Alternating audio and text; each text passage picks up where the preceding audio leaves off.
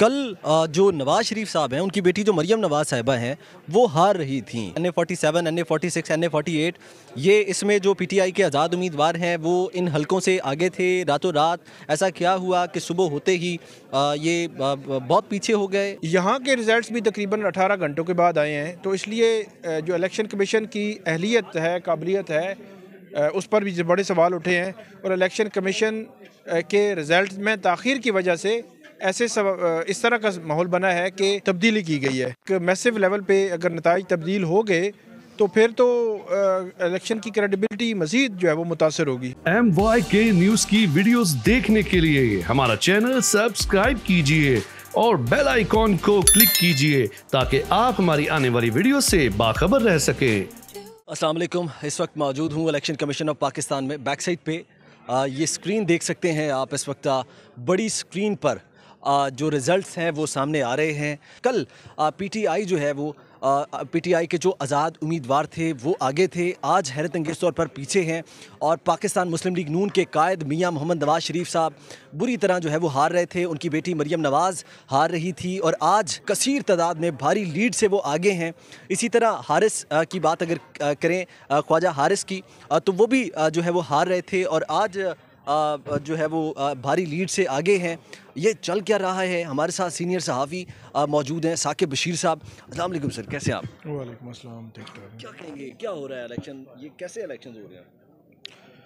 Elections तो जैसे तैसे हैं, पता चलेगा कि जहाँ जहाँ मतलब कोई एतराज़ात आए हैं, ख़ास तौर पर PTI के कैंडिडेट्स के इस्लामाबाद है, रावलपिंडी है, जेलम है, चकवाल है, लाहौर है, तो उनका ये दावा है कि उनके पास फॉर्म 45 मौजूद हैं जहाँ पे इलेक्शन के रिज़ल्ट्स उनको फेवर कर रहे हैं।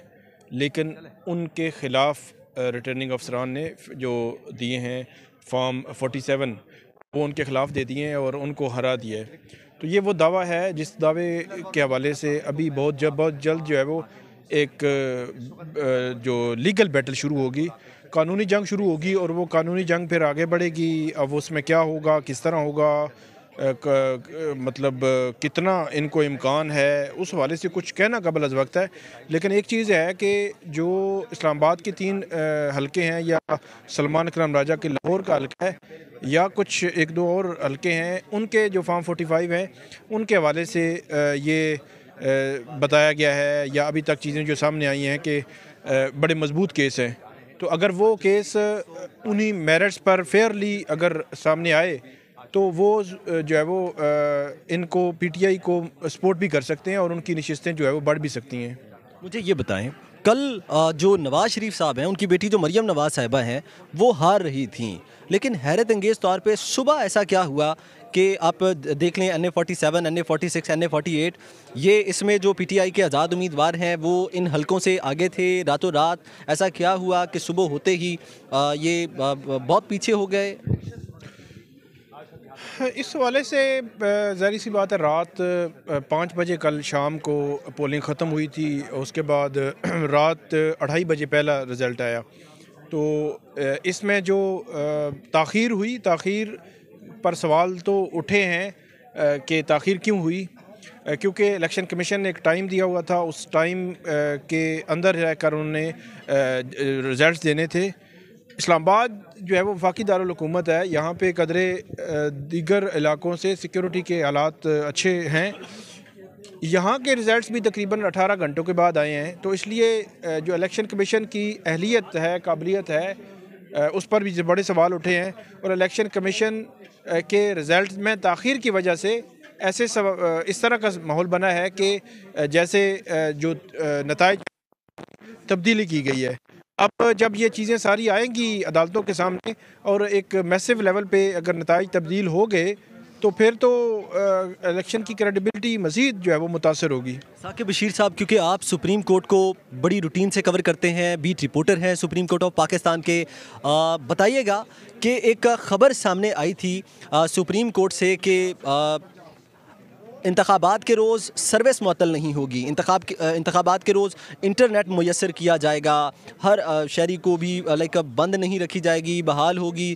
तो ये हैरत अंगेज़ तौर पर सुप्रीम कोर्ट से ये ख़बर आना और बाद में ये हैरत अंगेज़ तौर पर बंद कर देना, ये क्या मामला है?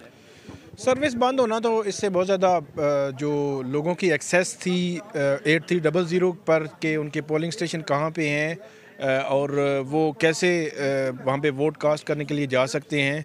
लोग उमूमी तौर पर हमारे यहाँ रवाज है कि काम आखिरी दिन ही करते हैं, तो ये काम भी हो सकता है बहुत सारी एक बड़ी तादाद होगी जिन्होंने आखिरी दिन के लिए छोड़ा हुआ वो। तो अचानक जो मोबाइल सर्विस है वो बंद होना और उस हवाले से 8300 वाली सर्विस गैर फ़ाल होना, इससे जो लोगों का रुझान था, लोगों का आना था, वो उसमें फ़र्क तो बहुत आया है।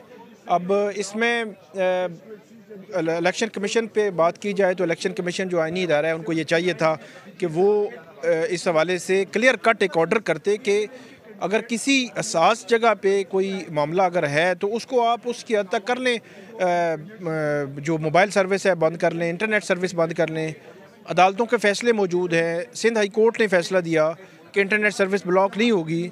इसके बावजूद ना अदालतों के फ़ैसले माने गए, ना कोई हालात, ना कोई सिचुएशन मानी गई और ब्लॉक कर दिया गया हर चीज़ को, और इससे जो टर्न आउट था उसमें भी फ़र्क आया है। साकिब बशीर साहब, बस आखिरी सवाल पूछूंगा आपसे, बताइएगा इंतखाबात में इस वक्त ये फ़ाइनल नताइज आना बाकी है, इलेक्शन कमीशन में इस वक्त ये रिज़ल्ट पीछे चल रहे हैं, स्क्रीन्स लगी हैं, क्या देख रहे हैं? फ़ॉरेन मीडिया भी यहाँ पर मौजूद है, फ़ॉरेन मीडिया ने भी आवाज़ उठाई कि आपने ये क्या किया, हमारे साथ ड्रामा किया। एक तो पहली बात कि आपने कहा था कि सर्विस बंद नहीं करेंगे लेकिन कर दी, जिसकी हमारा जो है वो बैरून मुल्क के साथ रब्ता मुनक़ता है, तो काफ़ी इन्हें भी जो है वो प्रॉब्लम्स का सामना करना पड़ा।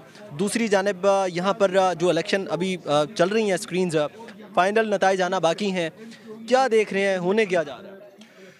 इसमें अभी जो हुकूमत बनने जा रही है वो कोई एक सिंगल पार्टी गवर्नमेंट नहीं बना सकेगी। आज़ाद उम्मीदवार सबसे ज़्यादा जीते हैं पंजाब में, मरकज़ में और खैबर पख्तूनख्वा में, और उनमें से 95% का ताल्लुक PTI से है। PTI सबसे बड़ी जो है वो पार्टी होने का क्लेम कर रही है नशिस्तें जीतने के हवाले से।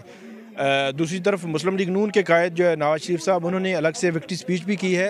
अगरचे मुस्लिम लीग नून की मरकज़ में जो जीतने वाली सीटें कम हैं और पंजाब में भी तकरीबन 5-7 सीटें कम हैं आज़ाद से, तो और दूसरी तरफ आसिफ अली जरदारी हैं, उनकी पीपल्स पार्टी जो है वो सिंध में हुकूमत बनाएगी, मरकज़ में भी आएगी, और आज से कोई मुस्लिम लीग नून और पीपल्स पार्टी के दरमियान को मुज़ाकराती अमल भी शुरू होगा, और उसमें फिर वो तय करेंगे, कोई फार्मूला तय होगा, कितनी पार्टीज़ होंगी, किसको क्या हिस्सा मिलेगा, किस तरह चलाएंगे।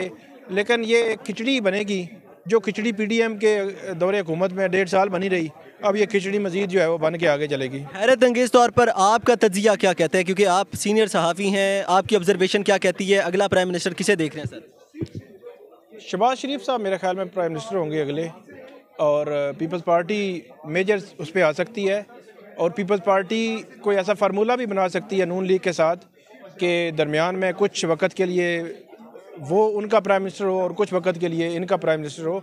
इस तरह का फार्मूला भी बन सकता है, जिस तरह बलूचिस्तान की हुकूमत थी 2013 से 18 तक, वहाँ पे एक फार्मूला बना था नून लीग और जो अवामी नेशनल पार्टी के दरमियान, तो इसी तरह का फार्मूला यहाँ पे भी बन सकता है। लेकिन अभी तक की जो सिचुएशन लग रही है, शहबाज शरीफ जो है वज़ीर आज़म होंगे। बहुत शुक्रिया। हमारे साथ साकिब बशीर जो कि सीनियर सहाफ़ी हैं, सुप्रीम कोर्ट ऑफ पाकिस्तान के बीट रिपोर्टर हैं, मौजूद थे। आपने सुना जिस तरह कि उन्होंने बताया कि शहबाज शरीफ अगले वज़ीर आज़म जो है वो हो सकते हैं। अब तक की ये सूरत हाल है, कुछ देर में फ़ाइनल नताइज आना बाकी हैं।